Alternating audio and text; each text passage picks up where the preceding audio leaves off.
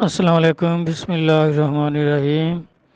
یہ جنازے کے بارے میں دیکھیں، یہ نماز جنازہ جو ہے یا کسی بھی فوت ہوئے آدمی کا جنازہ پڑھنا، یہ بستی میں سے چند لوگ اگر جنازہ اس کا پڑھ لیں تو سب کی طرف سے ادا ہو جاتا ہے۔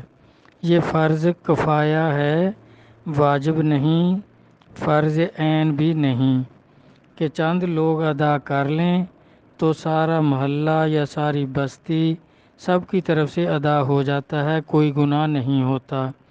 اور یہ جو جنازہ دیکھ کر کھڑے ہونے کا نبی صلی اللہ علیہ وسلم نے فرمایا ہے کہ اگر جنازہ آ رہا ہے تو آپ ایک سائیڈ پر ہو کر کھڑے ہو جائیں، تو اس سے کندھا دینا واجب نہیں ہوتا۔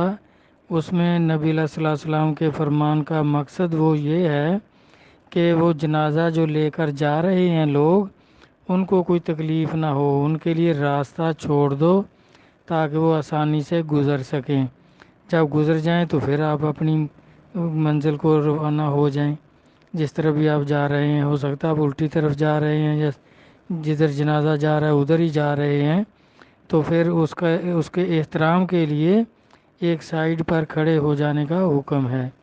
تو کندھا دینا بھی واجب نہیں ہوتا، نہ ہی جنازہ پڑھنا اس پر واجب ہوتا ہے۔ جو لوگ جنازہ پڑھنے جا رہے ہیں یا جنازہ پڑھ کر لے کر جا رہے ہیں، انہی پر ہے جو کچھ بھی ہے۔ اور وہ ان میں سے بھی اگر کسی کو کوئی کام یاد آ جائے تو کوئی حرج نہیں اگر ہٹ جائے، چند لوگ ادا کر لیں، سب کی طرف سے ادا ہو جاتا ہے۔ والسلام، اللہ حافظ۔